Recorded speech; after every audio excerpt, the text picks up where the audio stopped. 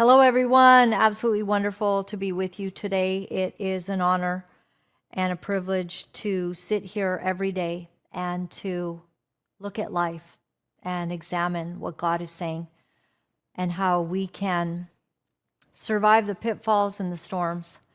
And I opened my dad's Bible today, 2 Timothy 2:19. He has underlined this in heavy blue ink. Nevertheless, the foundation of God stands sure. Having this seal, the Lord knows everyone that names the name of Christ. Depart from iniquity. Amen. I thank God that my parents left me instruction. They underlined it, and I hope you're making a Bible for your kids.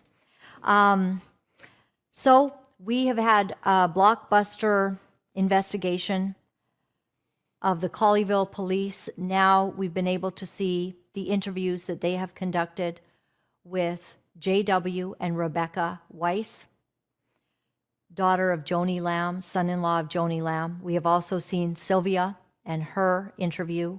Parts of both of these redacted. Roxy Crowley says, I'm curious if Colleyville PD could tell us the reason for the redacted parts of the Daystar recordings that were released this week. Is it info on another case? Is it info on another minor? I'm assuming there is a good reason for the redaction. I'm just curious if we can be told why. And these are very, very good questions. So I called the Colleyville police and I had a conversation with them. And the only thing that they can tell me regarding the redacted parts is that it follows guidelines that they have in place for what they need to redact. Some suggestions have been, especially for Sylvie's recording, that perhaps the redacted parts is because Sylvia is expressing something that happened in her own life and it's private, and it didn't have anything to do with the case, so they redacted it. I'm very curious about it as well, and I think that Roxy Crowley is asking the exact right questions, and I hope that you'll follow her at C1 Roxy on X. I also want to talk today, just before we get to our epic interview with Jeanette Hawkins. All of you may remember that she worked for Daystar, and then she removed herself from Daystar after she saw the corruption. She was wounded by finding out, about the affair of Marcus Lamb. Also, she had seen enough, and as she'll explain, she had seen what the whole thing was about with Joni Lamb. And we're going to talk today about Joni Lamb's leadership style and whether this has been quite a huge mistake. We're also going to be talking about the girls. And Jeanette Hawkins was particularly close with Rachel, and she will have some perspectives on that, because I think that what is actually unfolding may indeed have the most ramifications on Rachel and Joshua Brown. And there's more that's coming, and there will be a huge release, of course, of the story and the subsequent interview of Joshua Brown by the Colleyville police. I'm hoping there's no redactions in that. But this is Pastor Ray Curry's assessment of what perhaps Rachel might be facing, and I think it is worth hearing. Take a listen. Pastor Ray starts with Rachel Lamb, daughter of the late Marcus Lamb. And what he says is heavy. He believes Rachel is living in denial. Why? Because of the man she chose, Joshua Brown. What I believe is Rachel is in a place where she chose her man.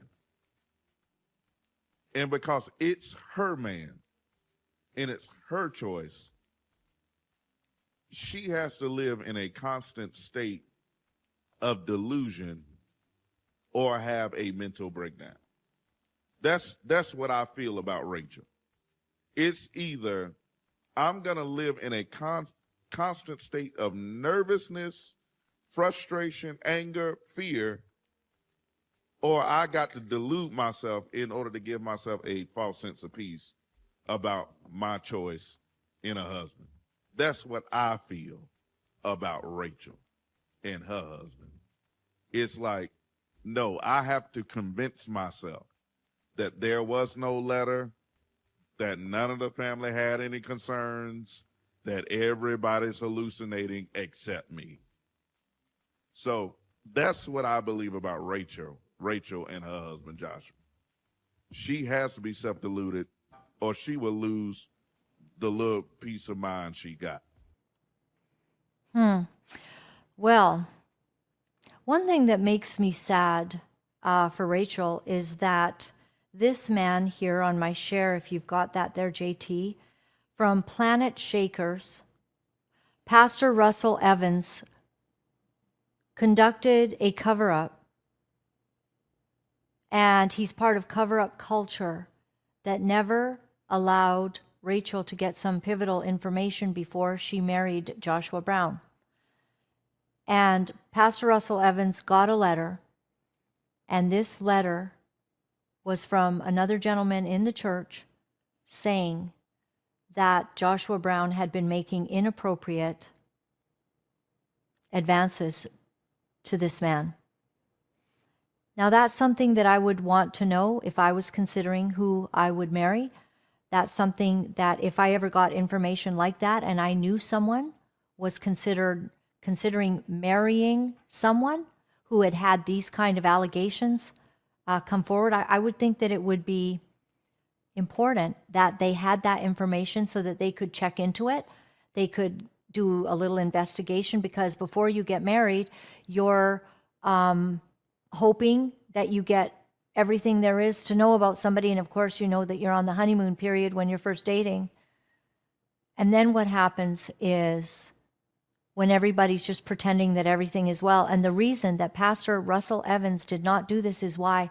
Because Daystar, because Joni Lamb, because Marcus and Joni and the big Daystar, big ministry, big money. Nobody wanted to mess with that. Well, earlier today, I had a chance to interview Jeanette Hawkins. Many of you remember this story. We're going to talk a little bit more about her time at Daystar and her relationships with the family. One of our favorite, most courageous ladies that has appeared on this program and other programs on the Roy's Report. Jeanette, thank you so much. I just have such admiration for you as a woman, being through something very debilitating, actually, in your life with Daystar. It's fair to say, I think, that you've described it in the past, that when you left there, like you were kind of really like broken. And then, of course, you know, your job had been gone. And as we saw, people were fearful of the Daystar folks. Sylvia, who just came forward last Friday, conveyed her fear of what Joni might do, fire her, let her go for speaking the truth. And you faced all of that, but you left on your own terms. Remind the audience of your connection with that time period. So it would have been before that time period, but I used to work at Daystar as the director of marketing. And it was around the time that we discovered Marcus was having an affair with Joni's best friend. And I believe she was the vice president of affiliate relations then. And we had brought it to Joni's attention, her and her father, and, you know, all that came out and was much bigger than I wanted. And, you know, it had to go to trial. It was a huge mess, but it probably was all of the alleged molestation, or, you know, that would have happened probably while our trial was going on. And, you know, I had shut down. I left Dallas. I didn't want to be around anybody. And so I moved to San Antonio for a good while. And it wasn't until some friends of mine sent me the news about Jonathan and Susie's daughter that I came back. It wasn't because of that. Family was moving back, and I just thought the timing was great to come back with my sister, because all the rest of my family lives here. So, I moved here, and during that time, Jonathan actually reached out to me and wanted to see how I was doing, if I was had heard what they were going through. And I told him that I had just found out, and I was reading up on it, and everything he described about the harassment he and Susie were going through, I knew exactly, because it's what I had tried to bring to people's attention for so long, but we were ignored. Myself, and the other women, we were ignored, and we, were made fun of. It was enough that Joni and her family were harassing us, and, even harassing me at work. But then to have people also attacking, it just was a really hard time. And, during that time, I went into isolation. I didn't know then, I do know now, that that is a part of spiritual abuse trauma.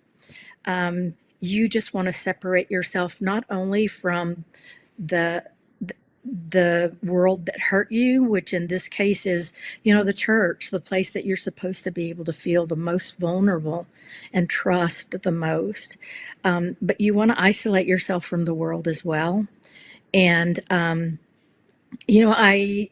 it's taken a lot of therapy and, just interaction with you guys and the community that you guys have built.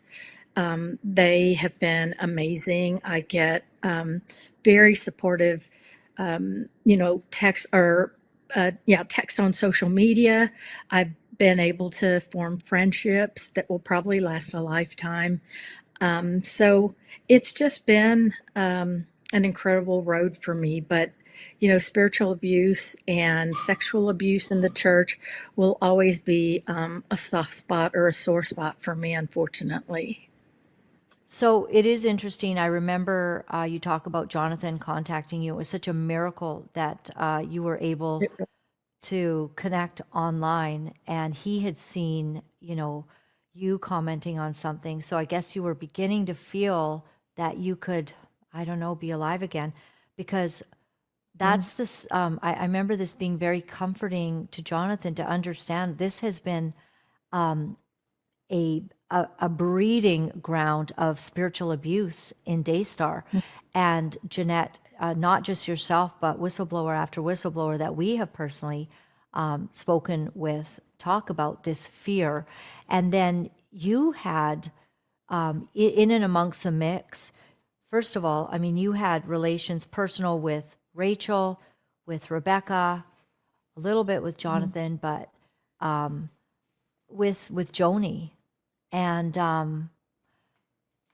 this has come to be a very difficult thing. I'm wondering, I know that they went on to the Dr. Phil show, and you were called some bad names, and there was a premise put out that you were blackmailing Daystar. And I do wonder how much Joni Lamb had to do with concocting the sort of the narrative around that. Do you have any thoughts about that in hindsight? Sure. I can tell you, it's been said that that their marriage counselors were the ones that came up with that. I don't believe that at all. I know Joni, and I've seen parts of her that, I wouldn't want anyone to see. I think Jonathan and Susie have experienced that as well. And the one theme, not to go off course, but the one theme, and even the videos that I've seen of the staff and Rebecca and her husband, there is a reoccurring theme of fear. And that is something that follows spiritual abuse. And it's that there's the main pastors or the presidents of these companies are held up in such high esteem that, people look at him as a godlike figure, and of course that's not healthy. But they also work and live in fear every day. And to answer your question, I do believe that Joni had a lot to do with calling it blackmail. And I say that because when I learned about Jonathan and Susie and that they were trying to say it was extortion and blackmail, it was the same story that we had gone through. And I think what happened is she sat with some attorneys and her attorneys, and they concocted, this story that we were demanding money, which never happened, by the way. We were cleared by the Bedford police, as people know. But it seems to be not just with Daystar, but with other ministries as well. When people speak out in truth, I've noticed that they want to say that the victim is extorting or blackmailing, which is not the truth at all. It's a way to get the public support and sympathy in on their side. So I think it's extremely hurtful and sad, because what they're doing is just re-victimizing the victim. And they have a lot to lose, so they're going to pull out all the strings and say what they have to say. That's so interesting. I think until you just put it that way, I never really thought about how this is the same thing. Like if the lambs, the senior lambs, in your case it was Joni and Marcus, in Jonathan and Susie's case it's now just Joni. If they don't like what you're doing, if they don't like the consequences coming to them because of the truth of what you have to say, then there is a narrative painted. And this is exactly what happened to Jonathan and Susie, and why Jonathan called it, the Daystar Mafia, which was shocking to the world, the Daystar Mafia. Yes. And you were there for how many years? I was there for, I want to say, a little over 3 years. And, keep in mind, I came from the corporate background. So I really came into this situation very blinded, expecting, just the opposite of what you would see in the corporate world. And quite frankly, I walked away horrified, because this was supposed to be a Christian organization. And, I had friends that were doing projects for me professionally that I had met as a part of secular television. And they said the same thing. In fact, one of them had written Marcus and Joni a letter saying that, the behavior they displayed with him, they would have expected from secular television executives, but never from a so-called Christian network. And, I can say the same thing. I think that's why I was so deeply hurt and why it was so traumatic, because, all the rules I'd learned in the corporate world, which is don't make relationships, keep people at arm's length. You're there to do a job, not form friends. And, I was reassured coming into Daystar, these people are going to become your family. And, that went against everything I have always been taught corporately. But, the people that work there are extremely loving, and they are real godly believers. So they do treat you with kindness and love. But unfortunately, I believe they're taken advantage of by, the leadership. And it's not unique to them. I think people in churches, and not every church, but people in some of these larger mega churches and organizations, I think they experience the same thing. And I said that little caveat there because I know that we've been attacked in saying that this is happening in all churches. this is not happening in every church. I would have loved, I've been a part of a healthy church, many healthy churches and organizations. But I do want to reiterate that some of the larger ones, and some of the ones that are very secretive, don't want their finances out. They make you sign NDAs because they don't want the treatment that people are getting to come out. They're very protective of their image. So I did want to make that difference. Is, that this certainly does not happen everywhere, but just look for those red flags. Wow. You actually used the word horrified, and you have described working there as being, you came from a corporate environment, so you thought, now I'm entering the godly Christian environment. And Exactly. yeah, and that is not what you found. And it was alarming. I know that, Joni Lamb had bought enough books to make her a best-selling author, and I don't know if they're still in a warehouse somewhere, but different things that you experienced showed you this. Can you remember some of those, like the biggest shocks to your system? Um, yeah, in the corporate world, you're hired because of your ability to think as an individual, but also as a team. You're hired for your opinions. You're hired for your professional advice, or the skills that you bring to them. Working at Daystar, and I think some of these other organizations, everything is done by counsel. Whether it's outside of their scope of business or skill sets or not, nothing can be done as an individual department. For instance, I was putting together an image campaign. We were trying to change, come up with a new brand and image. And it's something in the secular world that marketing people do. And it was, Marcus and Joni had requested that different individuals from every department be a part of this. And while I can appreciate the feedback, it slows down the process terribly. And of course, then now you have 10 people that have an opinion, and it's hard to make a decision. And, it's hard because if you've been brought in for your professional ability, then, it's hard for people who, for instance, work in shipping and mailing, or, work in production. Everybody has an opinion, but it doesn't mean that they understand and know the process of forming a corporate brand. So yeah, that was one thing that was extremely difficult.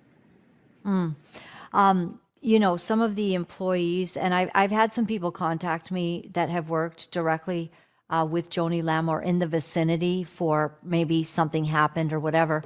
And they were in shock. I mean, one of them was her demand for the perfect room at a hotel.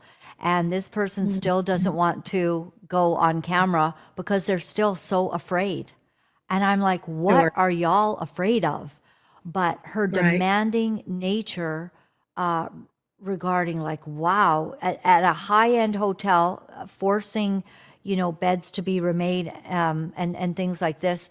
And just terrified to even speak of how they were put in a huge imposition, and Right. shocked at her demands.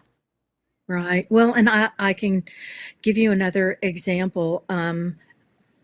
Her producer works very closely with her, and usually they have meetings between the two of them as to what shows, topics they're going to cover, and the direction that the show is going to go.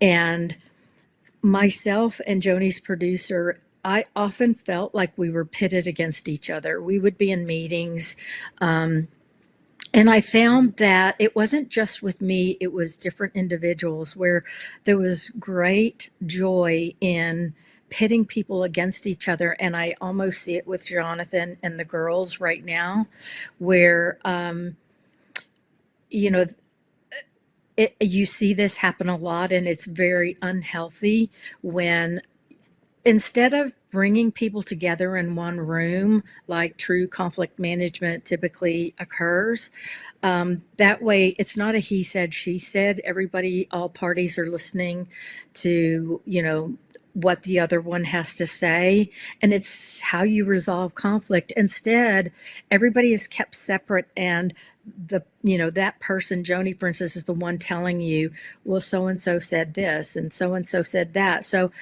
it's almost like it's said with the hopes of keeping conflict occurring between those two people. There's no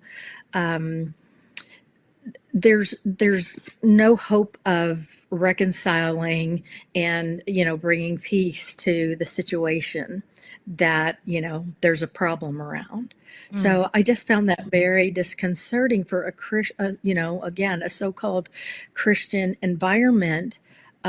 Because even, in the corporate realm, they did that. They had individuals specifically, put aside, or as a manager, you would have to go through conflict resolution. And it was because they want you to learn healthy communication skills. That was not the case there, unfortunately. I have a tweet or a comment that somebody has left somewhere discussing and just basically saying that this was a very dysfunctional family. Did you come to that true understanding when you were there? I'll see if I can pull up this clip, but did you look at the family once in a while and go, wow, like what is going on with this group? Viewer comment, I have a whole bunch of these viewer comments lately. It's interesting how people are assessing and really looking at this from the outside, and believe that something's not healthy here. I had no idea, quite frankly, that there would have been any problems at all in the family. The kids were smaller, they were younger, and their private life is kept very separate from, the professional life. So not many people, and of course, Joni and Marcus at the time were very guarded about what people knew. You never heard or saw anything about what went on in their personal lives, except for the children would come to, the building, and to me, everybody, the kids got along great. Of course, I say kids, they were teenagers at the time, but they got along great. I never heard any of them speaking badly about the other. And I think that's why it was such a shock as well when we found out about Marcus's infidelity, because there were never any indications at all that there were conflicts or problems in that marriage. So, and quite frankly, I think that's such a part of the problem when you talk about these big churches or big Christian entities. They preach about Jesus says, come to me just as you are and I'll change the desires. But he understands that people have sin in their lives, or they're not perfect. And I wish pastors could understand that you gain nothing by preaching this, but yet keeping your own sins or dysfunction so tightly, kept in a secret, because first it gives people the impression that you're not even relatable to what they go through every day. Because if you're living this cherry life, if you will, then you have no conception of what it's like to struggle in a marriage, or with your children, or professionally, or financially. So it's hard for people to open up, and it's hard. They just make themselves so unrelatable. spoke about that so much leaving that I do have family members that were at one time in ministry, and I just said, be transparent. People want to see that. They don't want to know that everything is perfect because you've not gone through that experience. So um, how are you the one to give advice when you've not lived it? And I understand their job is to give biblical teaching, but when this is what hit me the hardest when I worked at Daystar, or I left Daystar, is that many of the things they were letting people go for, whether it was pornography, infidelity, financial, problems. Many of the problems they were firing people for was happening in their own family behind the scenes. So it was very frustrating, to say the least. I had no idea that it would get as, large as it got, especially with the alleged sexual abuse of a child. And, I think it's been handled from a PR perspective and a legal I mean, I know the attorneys are there to protect, but I just think it's been handled. So many times the pastors just would come out and say, this is what's happened, and we're working within the family to get it corrected and straight. If you guys can just love us through this and be understanding. And so instead of being judgmental, as they do with their own church bodies many times, I think they should just love and embrace people, because we're all human and we're all going to sin. So I think it's really a tough place to be. It really is. And I found that comment from Go West 5145. And of course, people are weighing in all over the place, but this has been like, this is a huge, what I call that modern day epic biblical story. Thanks for your insights. It says, I would say Marcus having an affair for 7 years, confessing it on Daystar, the extortion threat, Joni taking another woman's husband, and what she did to her son is a very toxic, dysfunctional family indeed. 207 likes to that. And I think that might have been on Vanessa Johnson's podcast. But people, are looking at this. And when you see JW and Rebecca and their interview at the police station, what do you imagine is the fallout? They basically said, we think, that there's a big problem with JW, and their second interview was even more telling. They've called Joshua Brown. I mean, what is going on behind the walls of that place? Called Joshua Brown a narcissist, a liar, that he is mean, and he's mean behind parents' backs because he's mean to kids when he thinks no one's looking. Then they've also talked about his inappropriate touching and behavior of a child, and their very serious concerns about some of the things, that had happened.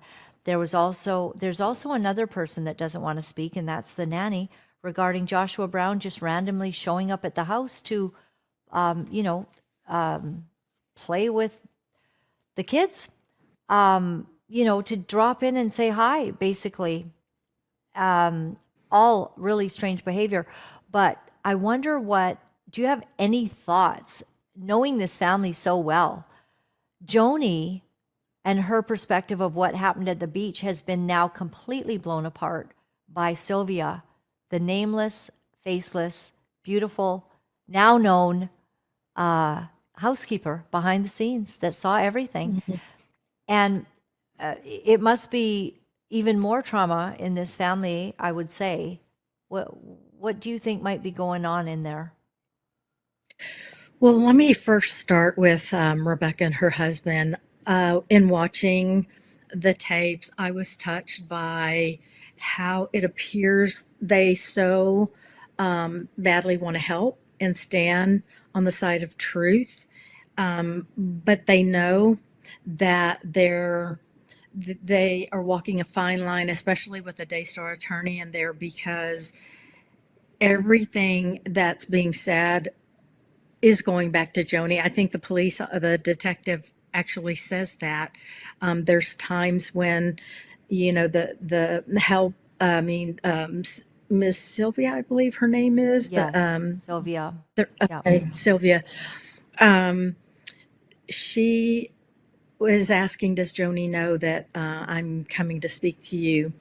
And the detective says, yes, Joni knows everything, or everything is.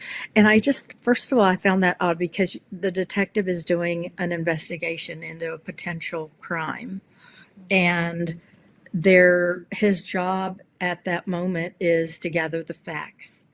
But yet everything is going back to somebody who is outside of the situation, other than, they didn't, and I say that meaning that they didn't see or experience any of the what actually happened. So why would all this information be going directly to Joni and not to Jonathan and Susie, who are the ones who actually contacted them to start with? So I think that was very telling. It's disconcerting because, as we have seen in the Cassie case, when there's relationships in in within law enforcement officers and they're there to do a job, those lines get blurred, and that's dangerous. So, that is one thing that stood out to me. I think there were times even when I was watching Rebecca and her husband's interaction, and the attorney spoke up and said, I thought we were keeping this on the down low, which really bothered me because, once again, they're there to investigate a crime. Is that something that would be said by any other attorney with a alleged sexual child abuse case? And, and the detective should have sparked a red flag in him, and caused him to say, wait a minute, we're not here to keep things on the down low. We're here to get to the truth. And so that was very disconcerting to hear. And then right after that, they're discussing the nanny and Miss Sylvia, and Rebecca looks at her husband like, I think I've said too much. And shortly after that, she says, well, Edith said that she didn't really see anything. So she's, trying to tamper down what she had just said and do damage control. But, I love Rebecca and her husband's attempt to, whatever it takes, get to the truth. Something happened, from that point to now. And I can only imagine that there have been discussions behind the scenes and reminders that they could probably lose everything, their jobs, their home, their livelihood. Miss Sylvia said herself that that's why she was scared to death to talk, is because, if her boss found out, she would probably be fired. I love that she follows that in saying, God is the most important thing to me. And if I lose my job, then I lose my job. I wish there was more people like Miss Sylvia, quite frankly. And, so those are just some of the things that really stood out to me as I was watching that. Just that, would anybody else have, if you're not the one who committed the crime, how often does an attorney sit in with those people when they're just talking about, trying to get to the truth and talking about what they saw? So that just was odd. Right. And the part where the attorney gets so uncomfortable. Well, I thought you've talked to who? You've talked to who? Like, I thought we were just like going to keep this on the download. People, this is getting away from us. This is getting away. I've got to talk to the Joni. Oh no. How am I going to Yeah. explain this to the Joni? She's just going to be so upset. Like, can y'all just keep it down? Like, I don't think, like, aren't we all on the same page that we're just trying to like, just keep this under wraps? I mean, I was literally kind of in hysterics going, and this guy, I mean, he's rubbing his forehead because he's got the worst job in the world. And what I don't understand is people telling the truth is a problem for Joni. And what is wrong with this person? What is Well, wrong?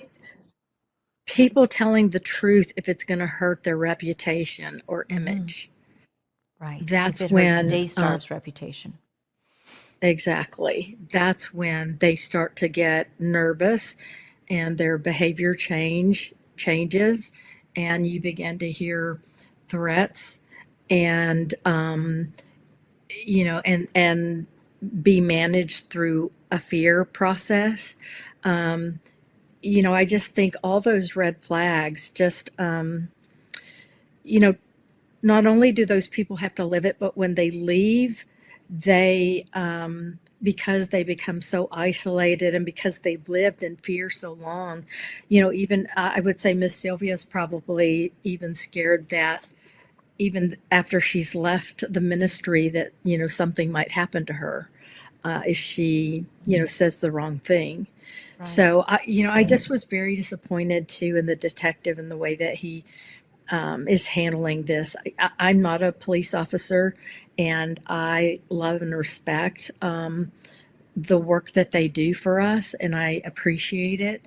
But to be so nonchalant in an interview and Just not get it, be, quick and easy interview, yeah, nothing is, yeah, this won't be hard. yeah, and to not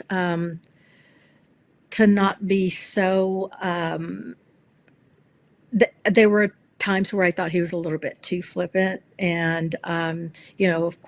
and I don't know if he's married. I don't know if he has children, but if it was his 4-year-old, I believe that the process would have been quite different. Good point. Yeah, he would have said, let's drill down. So you think he's a narcissist. So what is it about this man that has shown you this? What else have you seen? What kind of behaviors, have you seen actually in all of this? Do you think this is like almost the biggest backfiring of all time? So here's Joni trying to protect, and through her trying to protect, all that has happened is the whole thing's blown up. The house of cards is falling. This is going to be worse. No matter how many prophecies she gets about the second scepter that's going to be given to her from Joseph Z, false prophet Joseph Z, in my opinion, here's what happens is her trying to keep all the pieces and the protection of the way they look has backfired 100%. Right. And the tough thing is the harder they work to keep everything quiet and controlled and, give the impression that they're still living perfect lives, the worse it becomes. People are not dumb. They can see through everything, and they have a discerning spirit if they follow the Lord. So, they're going to be able to make a decision. It makes me angry when I hear some of these folks talk about the YouTubers and social media and how they're there just to gossip and spread lies. The sad thing is, Julie Royce is an investigative reporter. She's worked incredibly hard, and that's what she does, is she investigates and reports on things that are happening in the church that should not be occurring. And quite frankly, that's a calling in itself. And I believe that you and Pastor Ray and everybody else that's doing this work, you follow the facts and you report on that as well. And it's no different than wanting to know what's going on in politics, why is it okay that it's okay that the news will expose, different things on different parties, but it's not okay for people to expose what's going on in our church, which is supposed to be setting the standard in truth and, living a life of, based on the way Jesus lived his life. So it's just so disconcerting that people have misinterpreted so many of the stories that are coming out these days. You would have seen Joni Lamb's leadership up close.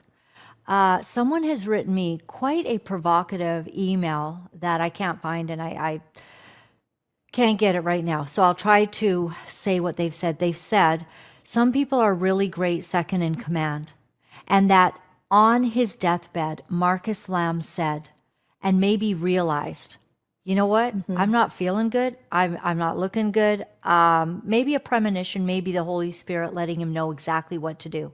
But he gives Miss Denise Boggs the word that Daystar should now be run by Jonathan and Susie. That was his words on his dying deathbed.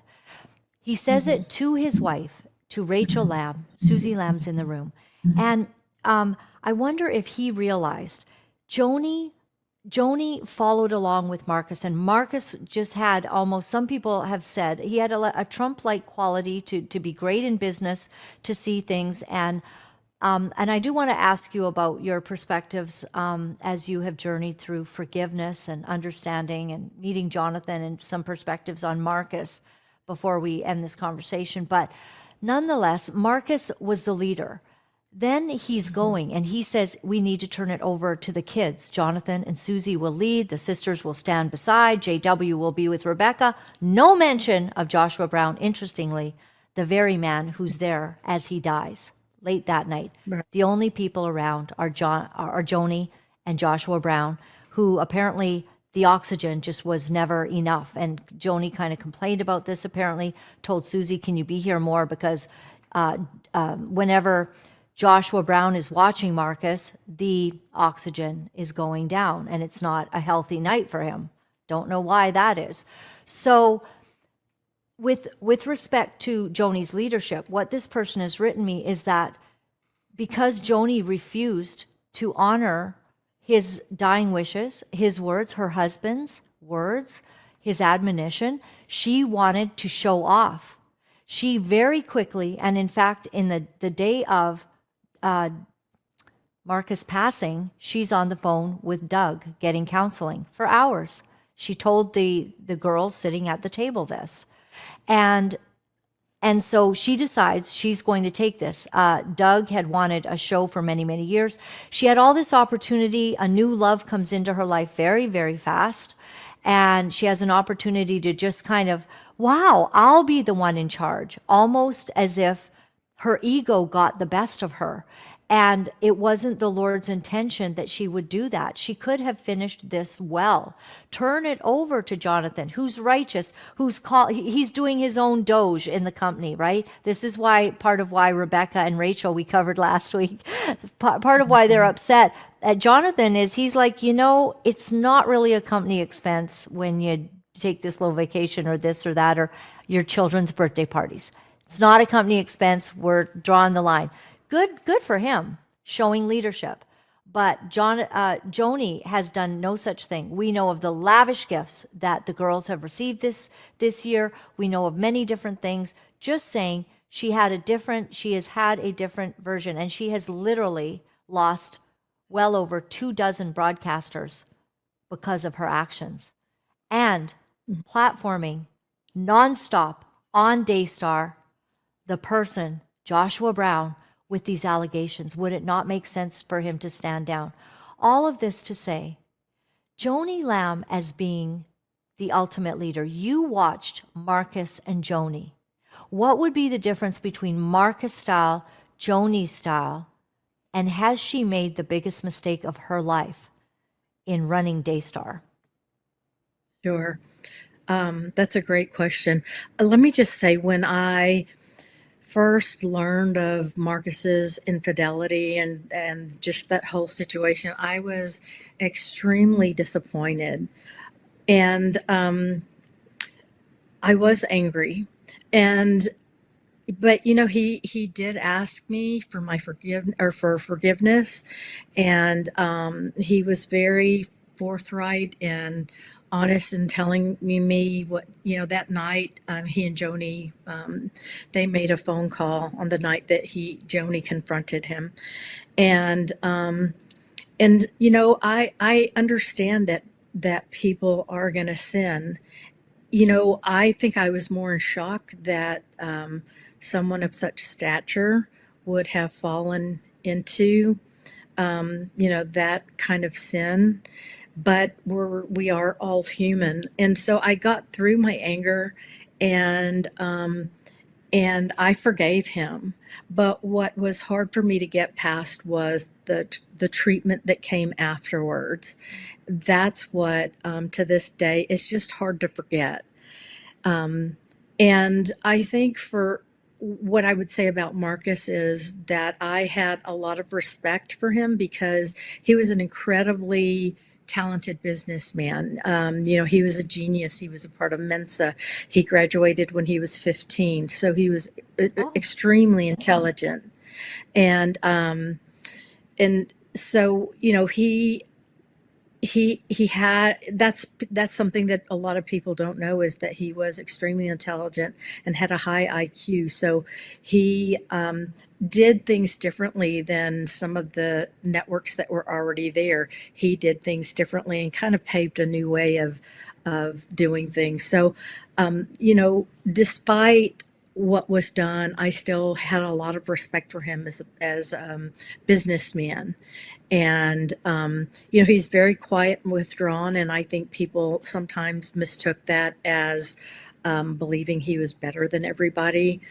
That's something that we'll never know. Only his family knows the truth about that. But when he was, those close to him, like his producer, I know that he was very kind and loving to them. And so I did have a respect and a love for Marcus as a godly man. I've come to forgive him, and I know that if he were alive today, he would be extremely proud of Jonathan and everything Jonathan and his kids, Rachel and Rebecca, have done and where they've helped take the network. Joni, during my time there, was not as involved in the business side of things. She was more involved in her program and the direction she wanted to take her program. Anytime I had meetings there, it was, Marcus was the one that was more strategic, that I would make sure that he understood the strategy behind it and the financials. Those questions never came from Joni. So I got the impression that she sat more, that she took a back seat to his decisions and letting him run the network. After he passed, I understand that she took control of the network. And I think what is most unfortunate, and this is my opinion, what's most unfortunate is that Marcus did want that network to be run by his son. There were, he took steps before in letting him learn every department and what took place there. If he didn't want that to happen, that would not have ever taken place. And I would say that each one of them, Rachel, Rebecca, and Jonathan, have their own giftings. Together, the three of them would have been a force to be reckoned with, because Jonathan does understand the operations and financial side. Rachel is incredibly intelligent as well. She, at a very young age, had an interest in the marketing side. I think her degree is in international marketing, so she would have done well, running the brand and the image. And Rebecca is just a wholesome heart. I think I didn't spend much time with Rebecca, but it seems that people open up to her naturally in an interview because she is just real and she loves on people. So, I think the three of them together would have been amazing.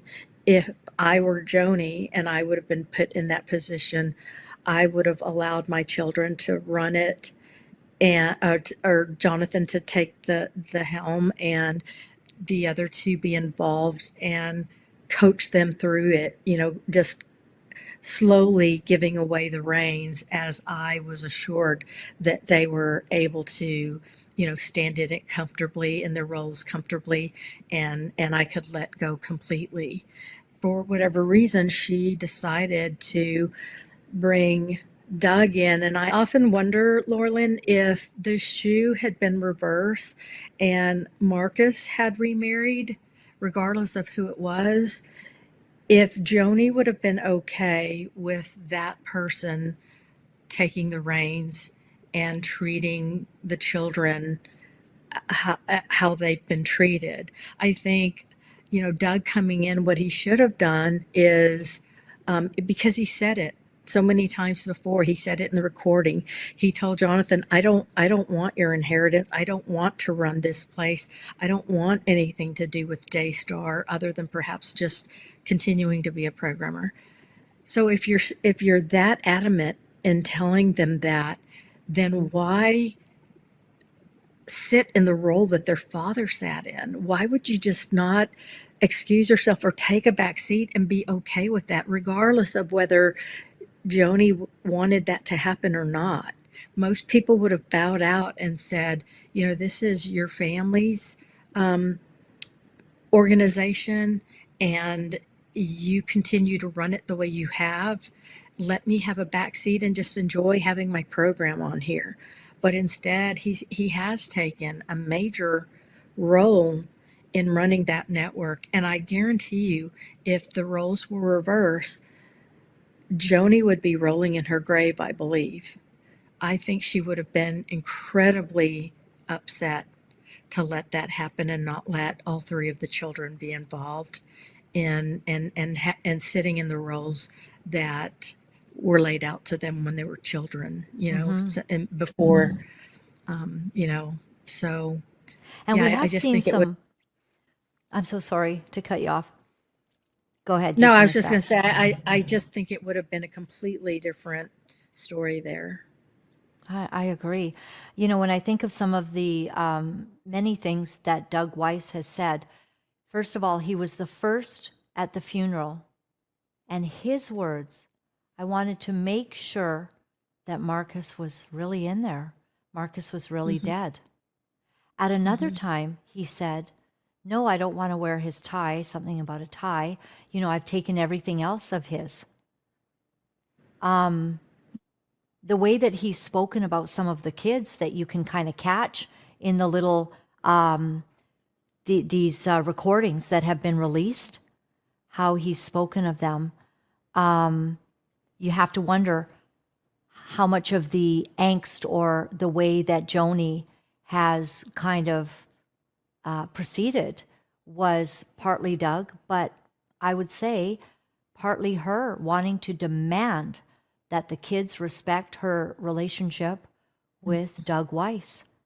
Right. It was heartbreaking because they had intimate knowledge.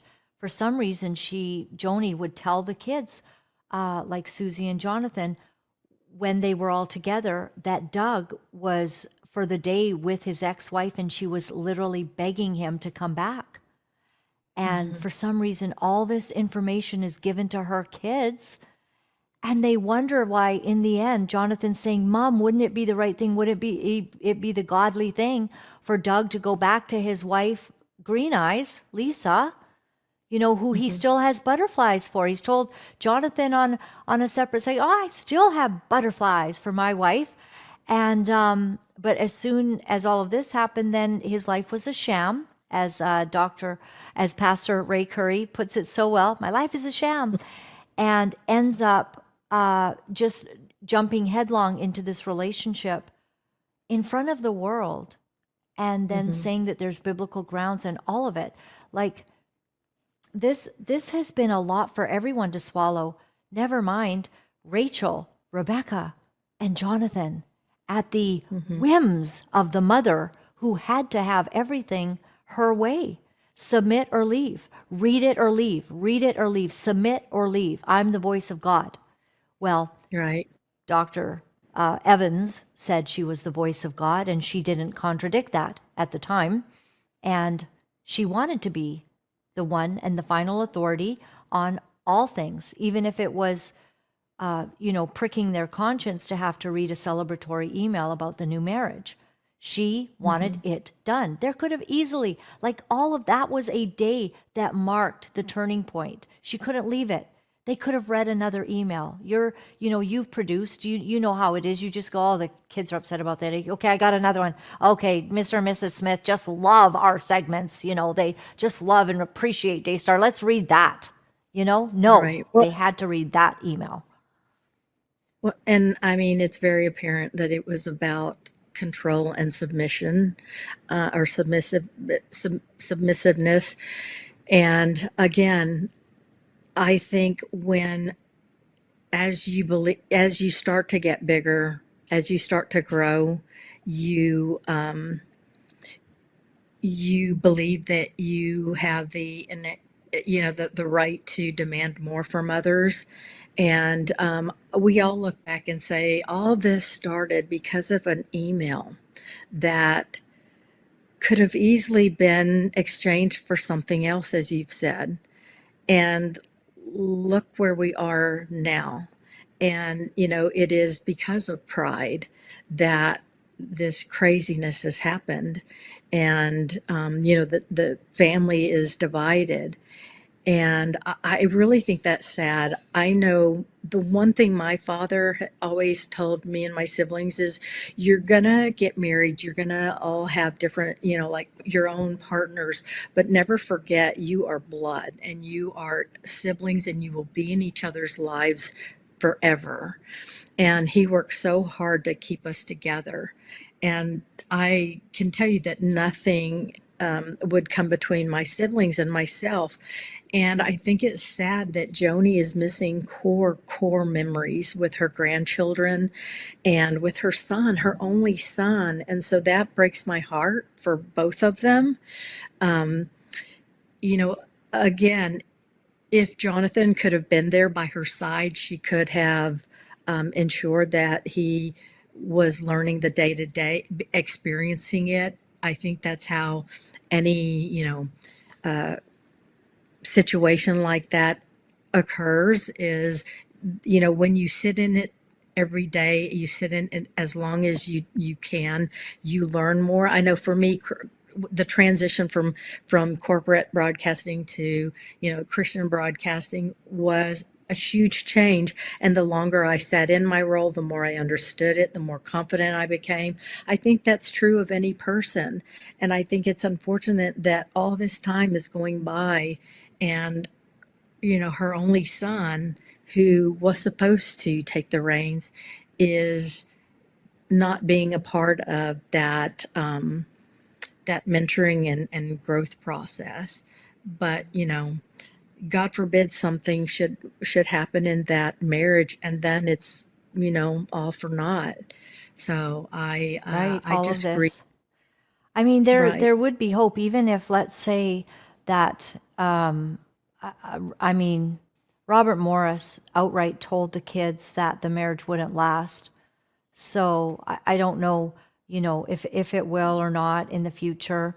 There's no use in it breaking up, I suppose, at this point, because the damage is done. But everything is redemptive. Like the key here is Joni Lamb stopping doing what she's done that has brought this destruction. And if she right. would just stop and repent, get out of the limelight for a while, because people are done, and mend the fences with her children, go Right, away all on a huge vacation and say, we're gonna pay a well-known reputable counselor with all of the appropriate designations to go with us to right, fix us. That could happen. right. you know? And that's my prayer for them every day, despite everything I've gone through with Daystar.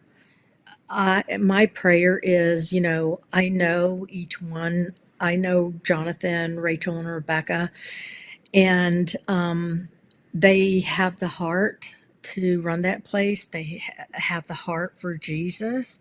And, I look at Paula White as an example. She's been married a couple of times. What would have happened if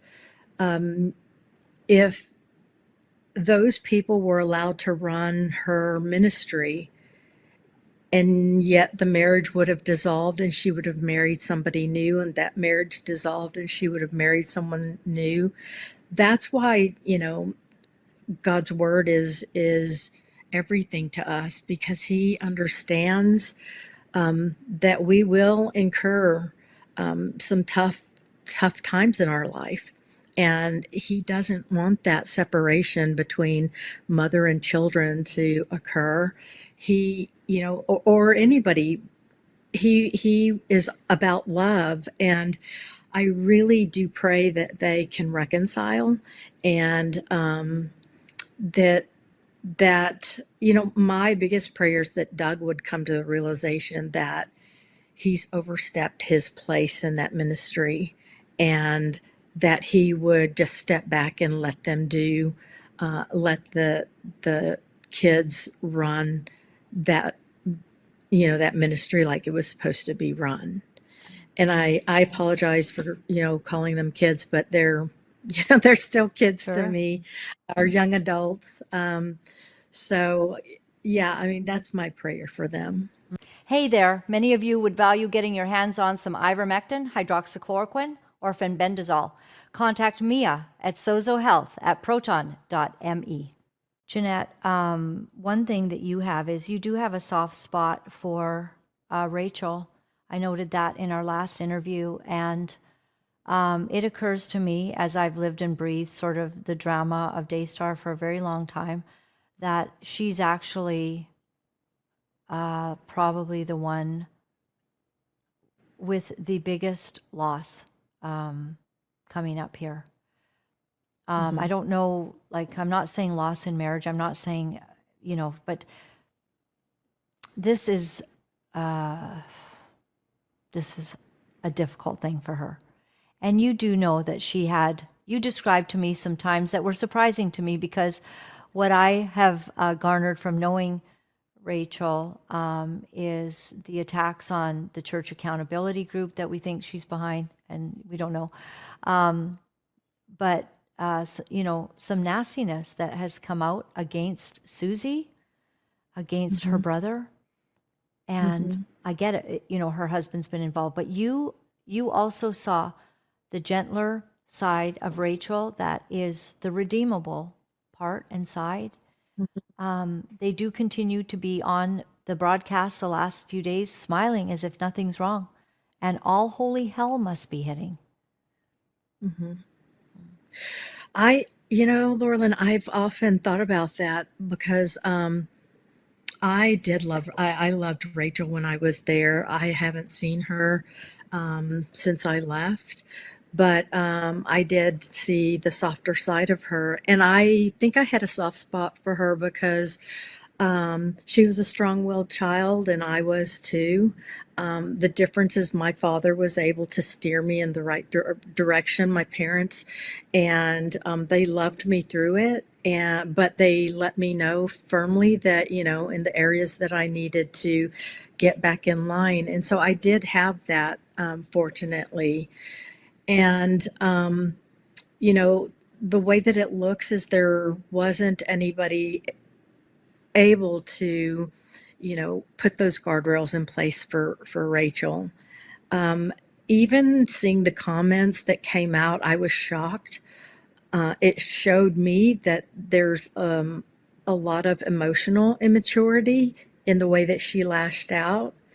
And, that I think needs to be worked on personally by her. And you've got to know that words that you say leaves holes in people that will never be repaired. You can forgive, but those wounds will, that's family that you're saying those things about. And she's in a tough place, because what happens, there's got to be nights, at least I hope, that she would have taken everything in. And how do you come back from that? If she wanted to reconcile with her brother, how do you come back from that? What what can she do or say? How does that door get opened? And you know, I I really hope that they can find somebody that truly has all their best interest at heart, and and they can, talk to them as a family and restore them as a family. But I often think about her, like, really, that she's got the toughest part of this, I think, because she's put herself out there so aggressively, like, you know, um, and there's things being alleged by her husband, the father of her children, that she's got to wonder, is any part of that true? And if it is, are child predators, can they be restored?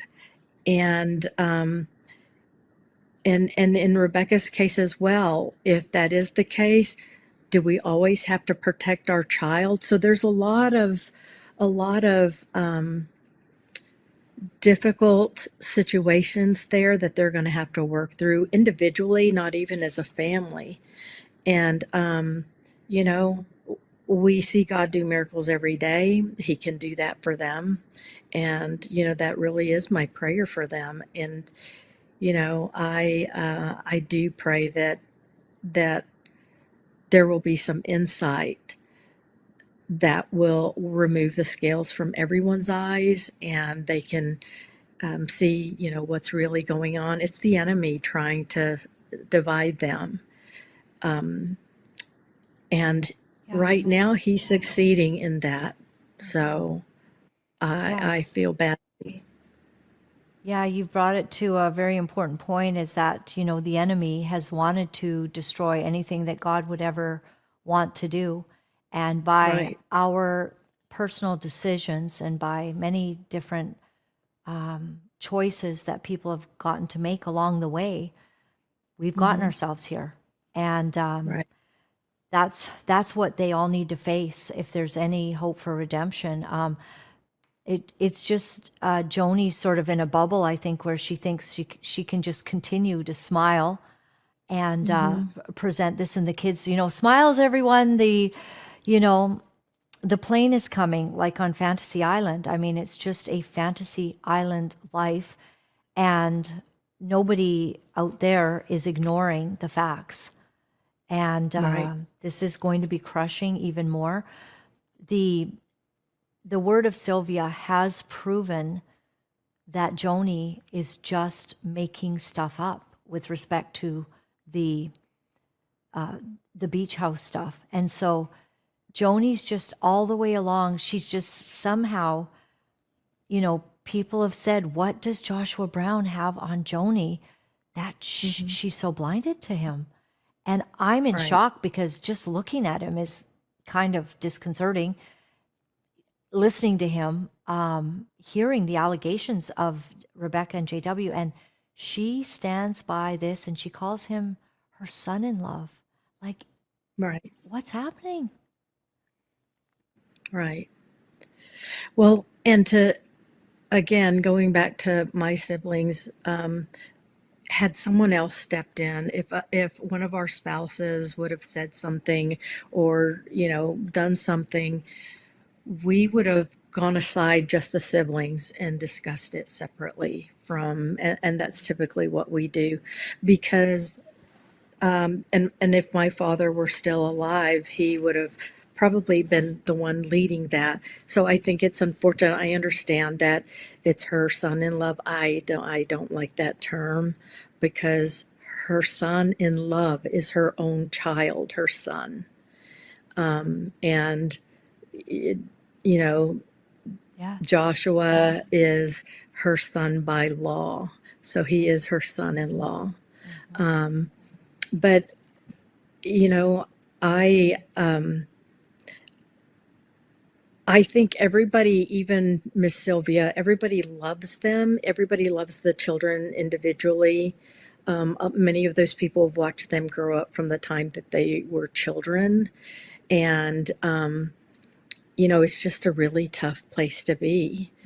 And, you know, if Joshua does know something about Joni, if that is true, again, going back to God's word, that's why keeping secrets and keeping things hidden is so unhealthy, because then others have control over you, and you can't be you can't have two gods and having, you know, two people controlling you because of something they know about you that could hurt you if it got out. So if that is true, I hate it for Joni, because that's not where anybody should be. Well, Jeanette, we have sort of walked down the historical road, but there's a way forward. And actually, you've received so much healing, and a lot of it has been through. I remember attending the Restore conference with you last year. And there's another Restore conference coming up in April 2026, and I can't wait to see you there. And you really are celebrating now the way forward, healing in the midst of all of this. Right. I think that's so important to talk about, just because I was so broken and I was living in isolation, and I was questioning, you know, I had a crisis of faith. I still loved the Lord, but I was questioning, you know, why would the Lord have given me all these skills and abilities and experience to just throw it completely away, especially because He had brought me to, you know, Christian television, which I thought was a combination of both loves. And I had prayed for that for so long. And but going to Restore last year was a huge game changer for me. I was sponsored in because I just didn't have the finances to go. And in fact, I was going to just skip the year until I could save up enough to go to the next one. And you know, Julie called me along with, you know, my attorney who sits on her board. But I was so excited to know that I had been sponsored in. And I didn't know what to expect. I mean, keep in mind, I was isolated. I couldn't listen to worship music. It was hard for me. I would, you know, study God's word, but to listen to a pastor, I couldn't do that because I just saw so, you know, to me, it was just lies that they were, you know, talking about, just because, you know, I couldn't get past, is there accountability? Are there accountability, you know, to their body?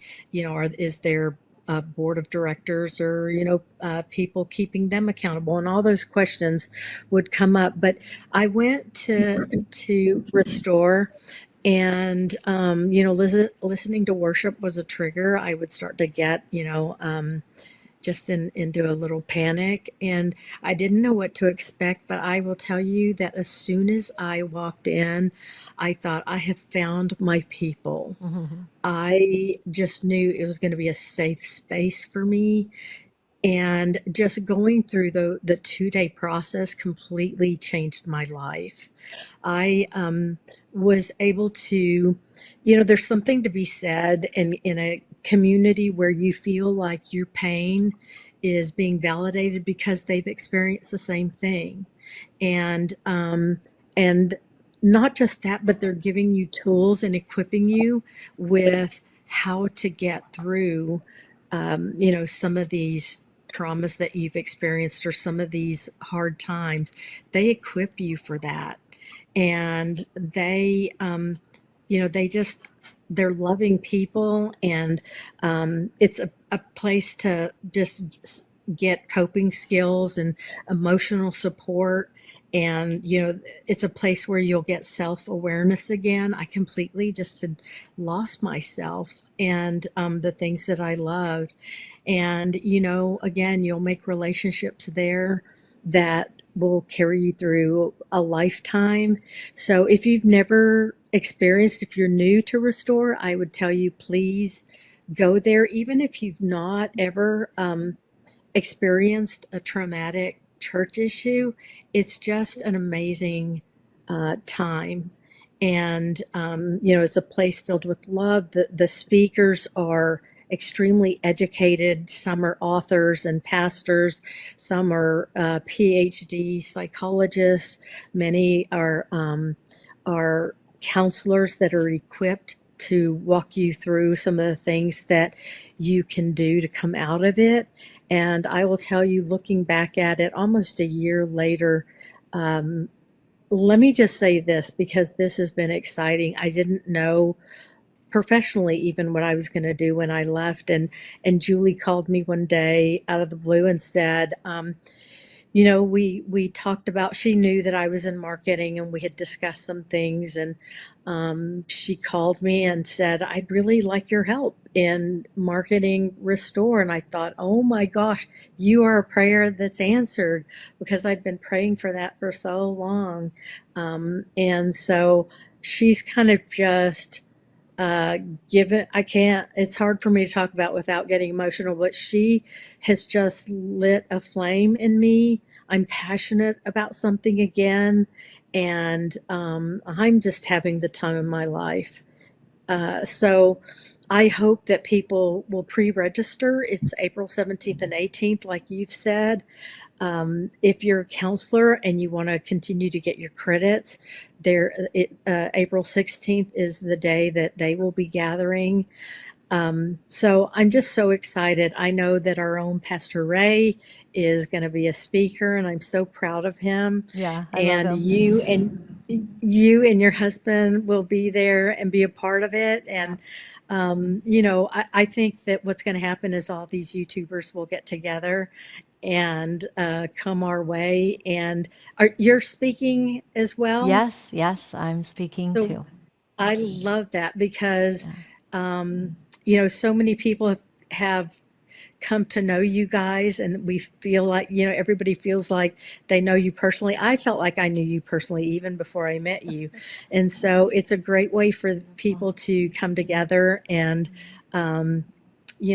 just see good friends and get restored and healed in a safe environment. So Amen.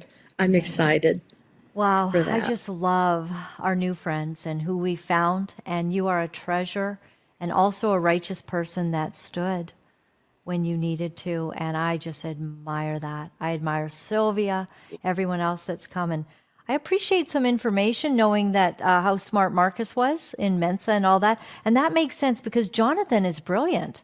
He is so smart. He's kind of quiet, Yeah, but he's so exactly. brilliant. Yeah. And so obviously he got that from his dad.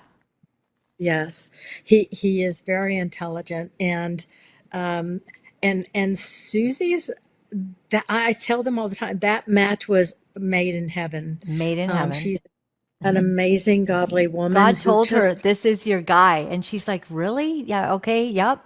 This is him. And yeah, if you will, latch onto him, and they have such an interesting and different kind of love story.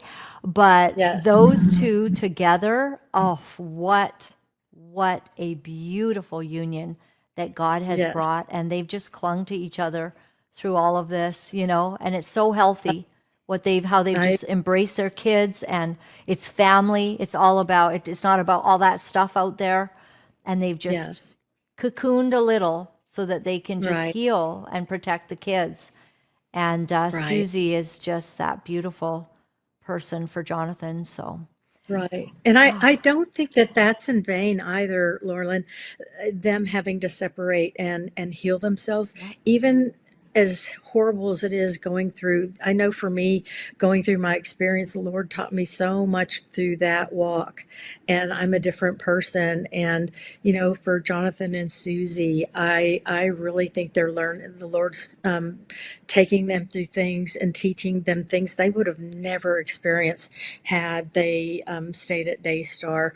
So, we just can be grateful and thank Jesus every day, for what he's taking us through, even when we don't understand it. But I am very excited. I hope that they can be a part of Restore, and that they will Yes. be there. I know they've got a lot going on, but Well, it hey, just will be a celebration. It will be a celebration, and yeah, I applaud you and the other YouTubers for going out to different cities as well. yeah, And it's been so much I fun. just it looks like, I mean, it was for me when you guys were in Dallas. And by the way, Restore is in Yes. Dallas, in the Dallas Fort Worth area. It's in Carrollton. It's in Bent Tree Bible Fellowship. Okay. And but I am celebrating what the Lord has done through all this hurt and all this pain, that he's brought a movement of people wanting to heal because they love Jesus so much Amen. that they want to come together. I love it. I love it. Thank you so very much for your openness and your courage to continue speaking, and your authenticity and your understanding and your wisdom. You have gained so much wisdom now, and you are Thank tried in the you. fire, Jeanette, and it's been beautiful. Thank you for joining us today. Let's do it again. Absolutely. Oh, Okay, oh, anytime. all right. Bless your heart. Thanks. Thank you. Bye-bye. All right. Just wonderful. My website is lauralyn.tv. And I've had a blast. I just felt like, we've had time with the Lord almost. I felt the presence of the Holy Spirit speaking to us about healing and all of this. And God is doing something great. If you love what we do and you understand the call and how we desire to have truth in the inward parts, would you go to our website? Thank you for supporting us. Zelle in the United States, PayPal, e-transfer in Canada. You can go to our website. There's a donate button. Use your credit card. And of course, call anytime, day or night. I always say that my Janina loves to take calls at all hours. 1-800-437-4356. And also snail mail. Will get a letter and a message to us, Box 1065, Vetter Crossing, Chilliwack, BC, V2R3N7. We're not supported by any large ministries. We're supported by people who love what God is doing and the truth, not the big ministry stuff, but what God is actually doing in the church. And he's real and we're real. Thank you for supporting us. I want to leave you today with the word of God from James 4. I've actually recently read this, but I think sometimes we don't hear it the first time, so I'm going to read it again. James 4, verse 1. What causes fights and quarrels among you? Don't they come from your desires that battle within you? You desire but do not have, so you kill. You covet, but you cannot get what you want, so you quarrel and fight. You do not have because you do not ask God. When you ask, you do not receive because you ask with wrong motives, that you may spend what you get on your pleasures. Wow. You adulterous people, don't you know that friendship with the world means enmity against God? Therefore, anyone who chooses to be a friend of the world becomes an enemy of God. Or do you think Scripture says without reason that he jealously longs for the Spirit he has caused to dwell in us, but he gives us more grace? Thank you, Lord. That is why the Scripture says, God opposes the proud but shows favor to the humble. So, Father, we just humble ourselves before you, and we ask you, God, that in this season of exposure, Lord, you would keep our hearts right. We struggle. And I pray, Lord, for vindication. I pray for justice. I pray for the power of the living God to show up in the midst of this epic, biblical, modern-day tale, and that you would show yourself strong, and that everything that is intended to happen would be of you. And Lord, help us to have right hearts.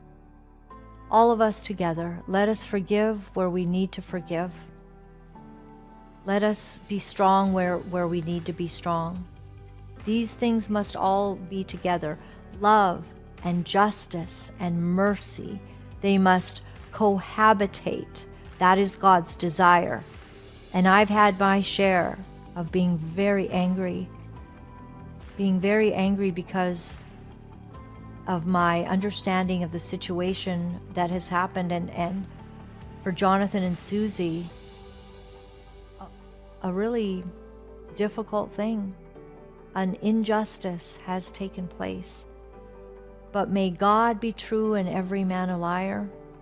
May His grace, His strength come into this situation and bring about His justice in His time, not our time. May we speak and see the truths that God is revealing through the revelations that are brought to us through this modern day story. And may we trust God through it all to bring about His purposes ultimately. Thank you very much again for joining us today. We will see you next time. Good night and God bless.